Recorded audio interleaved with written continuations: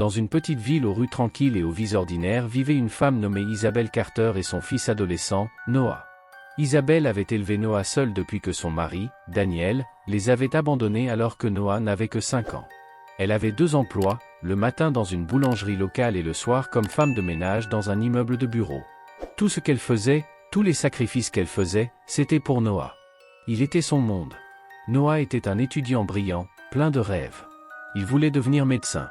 Isabelle lui avait promis que quoi qu'il arrive, elle trouverait un moyen de payer ses études. Mais les promesses peuvent être difficiles à tenir. Un soir, Isabelle rentre à la maison avec une enveloppe dans les mains. Une lettre de refus de bourse. Noé avait travaillé dur, mais ce n'était pas suffisant. Il avait besoin de plus d'argent pour payer ses frais de scolarité. Isabelle sentit son cœur se serrer. Elle ne pouvait pas laisser les rêves de son fils s'éteindre. Alors, lorsqu'une vieille connaissance, Victor, lui proposa une opportunité d'affaires unique dans sa vie, elle hésita, mais elle l'écouta. Victor était charmant, riche et persuasif. Il lui parla d'un investissement qui lui permettrait de tripler son argent du jour au lendemain. « Donne tout ce que tu peux, Isabelle. Tu auras tout en retour, et même plus. » Pour la première fois depuis des années, l'espoir vacillait en elle. Elle a retiré toutes ses économies. Tout ce pourquoi elle avait travaillé, le fonds pour les études de Noah, leur loyer, leurs économies d'urgence, a disparu en une seule transaction. Une semaine passa, puis 2, puis 3. L'argent n'est jamais revenu. Victor a disparu. Son téléphone a été débranché. Le bureau qu'il prétendait posséder? Vide. Isabelle avait été arnaquée. Ses mains tremblaient tandis qu'elle regardait le relevé bancaire vide. Comment allait-elle annoncer la nouvelle à Noah? Elle a décidé qu'elle ne le ferait pas. Pas encore. Au lieu de cela, elle a pris plus de travail, travaillant jusqu'à l'épuisement. Mais les secrets trouvent toujours un moyen d'être révélés. Un soir, Madame Holloway, sa voisine âgée, trouva Isabelle assise dehors, en pleurs. « Dis-moi ce qui ne va pas, mon enfant, dit-elle doucement. » Quand Isabelle a tout avoué, Madame Holloway a soupiré. « On peut gagner de l'argent à nouveau. Mais les mensonges? Ils détruisent les familles. » Isabelle voulait y croire, mais la peur de perdre la confiance de Noé la paralysait. Alors, elle a choisi le silence. Un matin, Isabelle entend Noé au téléphone. Maman a un comportement bizarre. Elle dit que tout va bien, mais je ne la crois pas. Cette nuit-là, elle est rentrée chez elle et a trouvé Noah tenant un relevé bancaire. Où est-il? Sa voix tremblait. Où est mon argent pour mes études? Elle ouvrit la bouche, mais aucun mot ne sortit. Tu m'as menti? La voix de Noah se brisa. Maman, comment as-tu pu? Des larmes coulaient sur le visage d'Isabelle. J'essayais d'aider. Noah fit un pas en arrière. Non, maman. Tu essayais de réparer une erreur en mentant. Et maintenant, nous n'avons plus rien. Pour la première fois de sa vie, elle avait l'impression d'avoir perdu son fils. Les choses ont changé après cette nuit-là. Noé a arrêté de lui parler. Il a arrêté de dîner à la maison. Il est resté dehors tard. Elle a essayé de le joindre, mais il l'a repoussé. Puis, une nuit, elle a reçu un appel. De la police. Votre fils a été arrêté. Son sang se glaça. Lorsqu'elle est arrivée au poste de police, Noah était assis sur un banc, les yeux rivés sur le sol. L'agent soupira. Il a été surpris en train de voler dans une supérette. Isabelle se tourna vers Noah, les larmes aux yeux. Noah, pourquoi? Il la regarda, le visage dur. Parce que j'avais besoin d'argent. Tu as tout perdu, n'est-ce pas? Je faisais juste ce que tu as fait. Les mots blessent plus profondément que n'importe quel couteau. Avait-elle appris à son fils que mentir et voler étaient des solutions? Le propriétaire du magasin n'a pas porté plainte, mais le mal était fait. Cette nuit-là, Isabelle et Noah restèrent assis en silence. Puis, il parla enfin. « Je ne te fais plus confiance, maman. » Son cœur s'est brisé. « Je comprends, » murmura-t-elle. « J'ai fait une erreur. Et je ferai tout ce qu'il faut pour y remédier. » Mais Noé secoua simplement la tête. Certaines blessures nécessitent plus que des excuses pour guérir. Déterminée à regagner la confiance de Noah, Isabelle a vendu tout ce qu'elle pouvait, ses bijoux, leur télévision, et même leur voiture. Elle a remboursé toutes ses dettes, a fait des heures supplémentaires et a commencé à suivre des cours d'éducation financière. Elle a également recommencé à parler à Noah, lui disant la vérité sur ses peurs, ses échecs, ses regrets. Au début, il a à peine répondu. Mais un soir, alors qu'elle posait une assiette de nourriture devant lui, il murmura « Merci ». C'était petit. Mais c'était un début. Les mois passèrent. Petit à petit, Noah commença à rentrer plus tôt à la maison. Il s'assit à nouveau à table. Il rit même un peu. Un soir, il a demandé, « Maman, si je contracte un prêt étudiant, est-ce que je pourrai quand même aller à l'université ?» Ses yeux se remplirent de larmes. « Oui, bébé. Et je serai là, à chaque étape du chemin. » Pour la première fois depuis longtemps, il se sentait à nouveau comme une famille. Des années plus tard, Isabelle était assise dans un auditorium bondé, regardant Noah traverser la scène. Il l'avait fait. Il était devenu médecin. Après la cérémonie, il la trouva dans la foule. Et pour la première fois depuis qu'il était petit, il la serra fort dans ses bras. « Je t'ai pardonné il y a longtemps, murmura-t-il. Je ne savais simplement pas comment te le dire. » Les larmes coulaient sur le visage d'Isabelle. Elle avait tout perdu autrefois, mais au final, elle avait gagné quelque chose de bien plus précieux. La confiance de son fils. Des années plus tard, Noé s'est assis avec son propre fils et lui a raconté une histoire. « Il y a longtemps, ta grand-mère a fait une erreur. Elle pensait m'avoir perdu pour toujours. » Les yeux de son fils s'écarquillèrent. « Vraiment ?» Noah sourit. « Non. Parce que le véritable amour n'est pas parfait. Il s'agit de faire des erreurs, de les reconnaître et de choisir sa famille, même lorsque c'est difficile. » Et à ce moment-là, il a réalisé la plus grande leçon de sa mère. La trahison peut briser une famille, mais le pardon est ce qui la sauve vraiment. Les années passèrent, mais Isabelle n'oublia jamais le moment où Noah lui pardonna. Ce pardon vivait en elle comme une braise fragile, chaude mais délicate, facilement menacée par les vents du doute. Même si elle regardait Noah s'épanouir à l'école de médecine, même s'il la laissait peu à peu revenir dans sa vie, elle savait que des cicatrices subsistaient. Certaines trahisons sont pardonnées, mais elles ne sont jamais vraiment oubliées. Elle se surprenait souvent à l'observer de loin, craignant qu'un jour il se réveille et décide qu'elle n'était finalement pas digne de son amour. Lui ferait-il à nouveau vraiment confiance ? Puis, un soir, sa plus grande peur est venue frapper à sa porte. Il était tard quand Isabelle entendit frapper à la porte. Elle s'attendait à voir Noah, peut-être en train de passer pour dîner. Mais quand elle a ouvert la porte, son cœur s'est arrêté. L'homme qui l'avait ruiné. L'homme qui lui avait tout volé. Il avait l'air différent à présent, plus vieux, plus mince, l'éclat de l'arrogance remplacé par le désespoir. Son costume autrefois impeccable était froissé, ses yeux étaient creux. « Isabelle, souffla-t-il. S'il te plaît. Je n'ai nulle part où aller. » Elle resta figée, une tempête d'émotions s'abattant sur elle.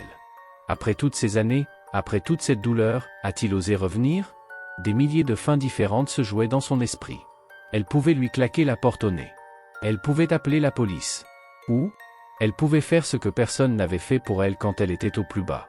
Elle pouvait écouter. Victor était assis à la table de sa cuisine, ses mains tremblantes autour d'une tasse de thé. « J'ai tout perdu, a-t-il avoué. J'ai passé des années à fuir ce que j'ai fait à toi et aux autres. Mais ça m'a rattrapé. Je n'ai plus rien. » Pendant des années, Isabelle avait imaginé ce qu'elle dirait si jamais elle le revoyait. Elle avait rêvé de lui crier dessus, de l'insulter, de réclamer justice. Mais au lieu de cela, elle a simplement demandé « Pourquoi ?» Les lèvres de Victor tremblèrent. « Parce que j'étais un lâche. Et parce que je pensais que l'argent comptait plus que les gens. J'avais tort. » Le silence remplit la pièce. Puis Isabelle fit quelque chose qui la choqua elle-même. Elle lui a pardonné. Non pas parce qu'il le méritait, mais parce qu'elle méritait la paix. Elle n'était plus la même femme qui avait cru à ses mensonges. Elle avait grandi. Elle avait appris. Et elle a refusé de laisser la haine définir son histoire. Mais cette nuit-là, alors qu'elle était allongée dans son lit, elle s'inquiétait, que penserait Noé ? Le lendemain matin, Noé est arrivé pour le petit déjeuner. Isabelle prit une profonde inspiration. Il fallait qu'elle le lui dise. « Noah, dit-elle prudemment, Victor est revenu hier soir. » Elle regarda son visage s'assombrir. « Dis-moi que tu ne l'as pas laissé entrer. »« Je l'ai fait. » Noah repoussa sa chaise. « Maman, après tout ce qu'il a fait, comment as-tu pu faire ça ?» Elle le regarda avec une force tranquille. « Parce que je sais ce que c'est que de tout perdre. Et je sais ce que c'est que de supplier pour avoir une seconde chance. » Il se moqua et secoua la tête. « Tu ne lui dois rien. »« Non, a-t-elle accepté. Mais je me dois d'être meilleur que la personne que j'étais à l'époque. » Noah serra les dents et détourna le regard. « Tu fais toujours ça, maman. Tu fais confiance aux mauvaises personnes. » Elle lui tendit la main, mais il la retira. « Noah, écoute-moi. J'ai fait la paix avec le passé. Mais toi, tu es toujours en colère. Et ça te fait mal. » Son souffle tremblait et, pendant un instant, il ressemblait au garçon perdu qu'elle avait autrefois laissé tomber. « Je ne sais pas si je peux lui pardonner, » admit-il doucement. Elle hocha la tête. « Alors ne le fais pas. Pas encore. mais ne le laisse pas nous prendre plus que ce qu'il a déjà. » Un long silence s'installa entre eux. Noah soupira alors en se frottant les tempes. « Tu es impossible, tu le sais ?»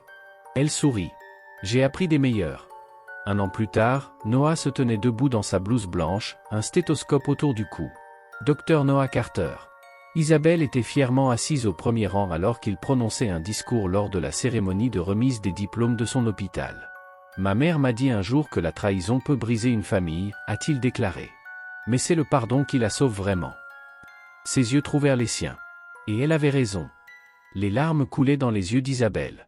Noé avait trouvé son propre moyen de guérir. Et finalement, elle aussi. La plus grande leçon pour les parents. Élever un enfant ne consiste pas à ne jamais faire d'erreur. Il s'agit de leur apprendre que l'amour est plus fort que la douleur. Ce pardon n'est pas une faiblesse, c'est un pouvoir. Noah est devenu un médecin respecté, sauvant des vies et changeant l'avenir. Isabelle, bien qu'elle soit plus âgée, n'a jamais cessé de travailler dur. Elle avait trouvé un sentiment de paix, mais quelque chose persistait, une douleur profonde dans son cœur. Même si Noé lui avait pardonné, même si leur relation était à nouveau forte, elle se demandait souvent. Avait-elle vraiment été la mère dont il avait besoin ?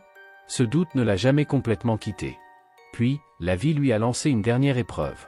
Un soir, Noé reçoit un appel urgent du médecin de sa mère. « Ta mère vient souvent pour des examens de contrôle, mais elle te cache quelque chose. Tu dois venir immédiatement. » Le cœur de Noah battait fort. À son arrivée, il trouva Isabelle assise tranquillement dans une chambre d'hôpital, regardant par la fenêtre. « Maman ?» Sa voix était tendue par la peur. Elle se retourna en souriant doucement. « Tu sais toujours quand quelque chose ne va pas, n'est-ce pas ? Dis-moi, demanda-t-il, dis-moi ce qui se passe. » Elle expira profondément. « C'est un cancer, Noah. Stade 4. » Son monde s'est arrêté. « Non, murmura-t-il, les mains tremblantes. « Non. Nous allons nous battre. Nous allons. » Elle lui prit les mains, la serrant fermement. « Noah, écoute-moi. Je n'ai plus beaucoup de temps. Et ce n'est pas grave. » Les larmes brouillèrent sa vision. « Pas encore. Il ne pouvait pas la perdre. Je ne suis pas prêt, s'étrangla-t-il. Elle lui caressa la joue, comme elle le faisait quand il était enfant. « Tu le hais. Tu es prêt depuis longtemps. » Isabelle a refusé tout traitement agressif. Elle a préféré passer le reste de ses jours à vivre, et non pas simplement à survivre. Elle et Noah faisaient de longues promenades. Ils riaient. Ils cuisinaient ensemble. Elle a même recommencé à peindre, ce qu'elle n'avait pas fait depuis des années. Un soir, Noé la trouva assise sur le balcon, regardant les étoiles. « J'aimerais pouvoir rester plus longtemps, » murmura-t-elle. Il serra les poings. « Alors reste, maman. Batte-toi. » Elle sourit, pleine de chaleur. « Noah, mon amour, j'ai déjà gagné ma bataille. Tu es ma victoire. » Sa poitrine lui faisait mal. « Je ne peux pas faire ça sans toi. » Elle l'embrassa sur le front. « Tu le hais déjà. » Un matin calme, Isabelle rendit son dernier souffle. Noah s'assit à côté d'elle, sa main serrant la sienne, murmurant « Je t'aime encore et encore », même après son départ. Une semaine après les funérailles, il a trouvé une lettre sur son bureau. C'était d'elle. « Mon Noah. Si tu lis ceci, c'est que je suis parti. Mais ne sois pas triste, mon amour. J'ai eu une belle vie, grâce à toi. Je me demandais si j'étais une bonne mère, si j'en avais fait assez, si tu pourrais vraiment me pardonner. Mais maintenant, je vois la vérité. Tu es la preuve que j'ai fait quelque chose de bien.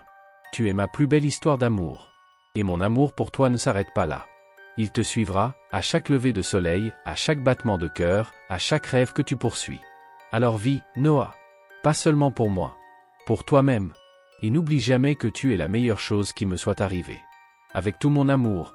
Maman. Astérisque. Noé pressa la lettre contre sa poitrine, les larmes coulant librement. Elle était partie. Mais elle lui avait tout laissé. Son amour. Ses leçons. Sa foi en lui. Et cela ne mourrait jamais. L'héritage de l'amour d'une mère.